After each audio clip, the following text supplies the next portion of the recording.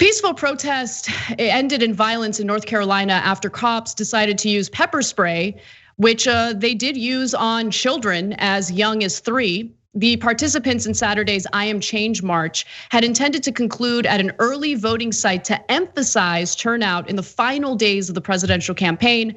Those plans were thrown into disarray when law enforcement officers in riot gear and gas masks insisted demonstrators move off the street and clear county property despite a permit authorizing their presence. So they're following the rules. This is not an unlawful assembly by any means.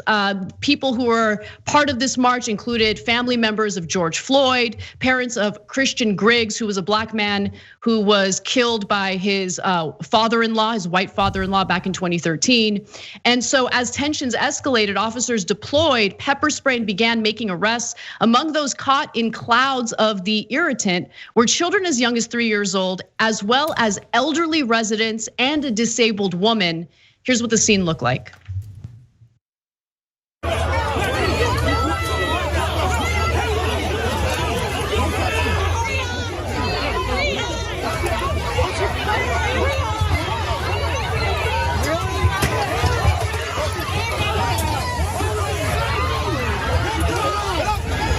Get back up!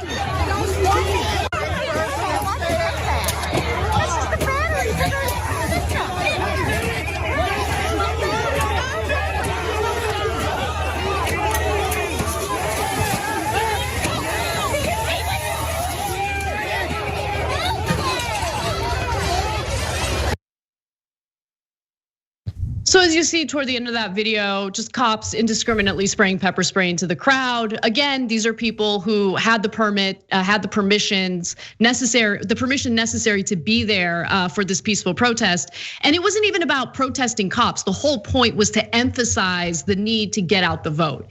And this is the kind of violence they were met with. At the same time, by the way, let me remind you all, over the weekend, there were multiple instances of Trump supporters intimidating voters. They've blocked roads in states like New York, New Jersey. In Texas, a Biden campaign bus was surrounded by Trump supporters. Biden claims that they were trying to run the bus off the road.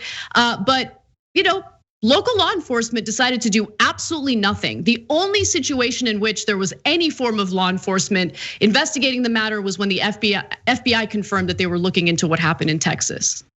All right, so when Martin Luther King protested and others in the civil rights movement in the 1960s, King actually gave a speech that not a lot of people have heard that was really thoughtful about what they were doing with civil disobedience. And what he explained, and unfortunately even to this day, I don't think the press or historians even quite explain this right, is that actually they weren't breaking the law at all. The federal law was on the side of the civil rights protesters, and the local sheriffs and police departments and governors were refusing to obey those laws that were passed. So it was actually, at the time, the racist governors, the racist sheriff's offices, et cetera, that were breaking the law. And Martin Luther King and the civil rights movement were doing civil disobedience to get them to follow the law. Now, what of course everybody saw was the dogs attacking them, the cops attacking them, and them being carried away to jail. But all of that was illegal activity by in that case, the cops, not the protesters. And same thing here. They have a legal permit to protest in that area. They went through all of the right tracks, and that's what every time when they go to bust open a protest with batons and pepper spray, et cetera, the excuse they use is, "You didn't have a permit. I mean, you got a First Amendment right, kind of, until my baton hits your head. But I'm gonna get around your First Amendment right by saying you didn't get a permit." In this case, they got a permit. That it was definitely for that exact area, and no one disputes that. And they decided they were gonna break up the protest anyway. And you're never gonna guess this, but it turns out the sheriff's office there in the past has been charged with discriminatory policing. Huh. I would have never guessed. And that pepper spray you saw right there in the video, they say, well, it's not exactly pepper spray. It's, quote, pepper-based vapor. Oh, I see. Yeah, that makes it much better. Oh, okay. Pepper-based vapor. Like, oh, how delightful. That sounds great.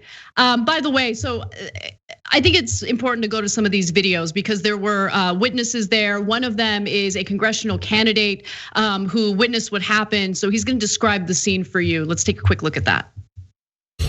My eyes are full of pepper spray because, we were peacefully demonstrating. We were exercising our First Amendment rights with Black Lives Matter. And what I've witnessed is what is happening all over America. This is wrong. People should be allowed to show up, to exercise their rights to vote. We're all taxpayers. The police work for us. Yet today I witnessed pepper spray, chemical weapons being sprayed on my fellow Americans. And that was Scott Huffman, who is running for a congressional seat in North Carolina. So look, it's so important for veterans to come out and support these protests because unfortunately a big chunk of America is sick. And so when they see a black person telling them what the police did, they automatically disqualify them in their minds and say, oh, I bet he's lying. All black people are always lying about the police. Millions upon millions of African Americans, according to right wingers, are all liars. They all tell the same lie. And those poor cops, I mean, their head was asking for the baton or the pepper-based vapor, right? And so that's why a veteran like that coming out and explaining what actually happened, it sucks. But unfortunately, a lot of white people in this country will go, well, maybe it's true because he said it. And so thank you for being a good ally. And then you got 3-year-olds getting pepper sprayed there. And it's because you know why? Because, don't bring your 3-year-old, but they had a permit. I mean, yeah, you bring your family when you got a permit and there's no reason for the cops to attack you until they do. And so finally, one of the other guys that they were actually mentioning in the speeches was from way back in the day. It was from 1870, and back then he was a black town commissioner. So this is right after the Civil War ends. 5 years later, he's a town commissioner. He got elected. He has the awesome name Wyatt Outlaw, but he was actually part of the elected government. The KKK dragged him out of his house and lynched him right where that courthouse is.